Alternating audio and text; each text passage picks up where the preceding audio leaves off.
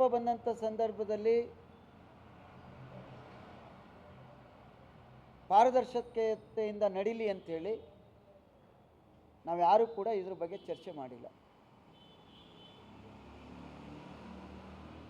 ಯಾಕೆಂದರೆ ಕೆಲವು ಸ್ನೇಹಿತರುಗಳು ಯಾರೂ ಹಸ್ತಕ್ಷೇಪ ಮಾಡಬಾರ್ದು, ತನಿಖೆ ನಡೀಲಿ ಅಂಥೇಳಿ ಸಲಹೆಗಳನ್ನ ಕೊಟ್ಟಿದ್ದರು.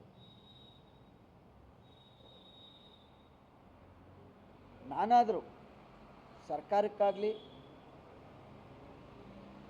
ಅಥವಾ ಕೆಲವು ವಕೀಲರು ಇರ್ಬೋದು, ನಮ್ಮ SIT ಸ್ನೇಹಿತರಿರ್ಬೋದು,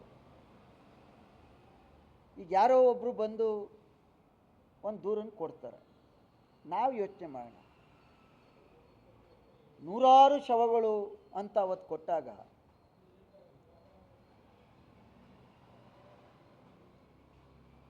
ರೂಢಿ ಇದೆ, ನಾವು ಮಾತನಾಡುವಂಥ ಸಂದರ್ಭದಲ್ಲಿ ಅಯ್ಯೋ ಭಾರ, ಹೆಣಭಾರ ಅಂತೀವಿ.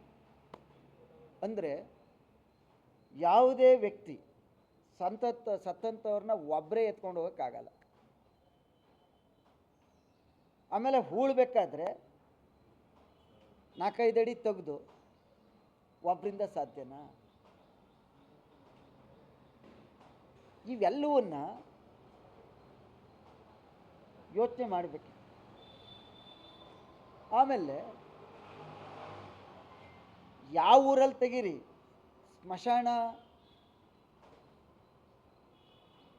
ಇತ್ತೀಚೆಗೆ ಸರ್ಕಾರಗಳು ಮಾಡಿದ ನಂತರ ಈಗಲೂ ಕೂಡ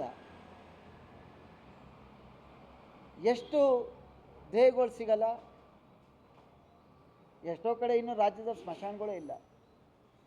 ಕೆಲವರು ಅವರ ಭಾವನೆಗಳಿಗೆ ತಕ್ಕಂತೆ ಇನ್ನೂ ಅನೇಕರನ್ನ ಜಮೀನುಗಳಲ್ಲೇ ಹಾಕೋತಾರೆ. ಇದು ಹೇಳಿ ಕೇಳಿ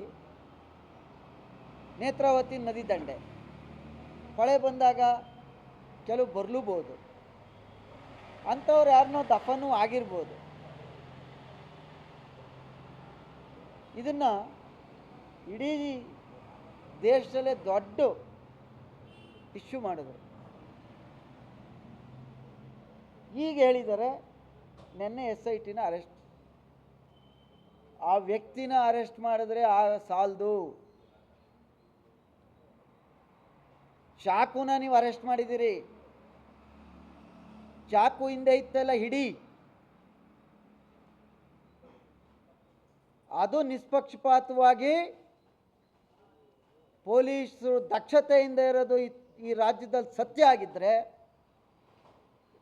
ಇದರ ಹಿಂದೆ ಯಾರಿದ್ದಾರೆ, ಇದರ ಷಡ್ಯಂತ್ರ ಏನು ಅನ್ನುವಂಥದ್ದು ಬಯಲಿಗೆ ಬರಬೇಕು. ಅಲ್ಲ ರೀ, ನಾವೊಂದು ಮನೇಲಿ ಮದುವೆ ಮಾಡಿದ್ರೆ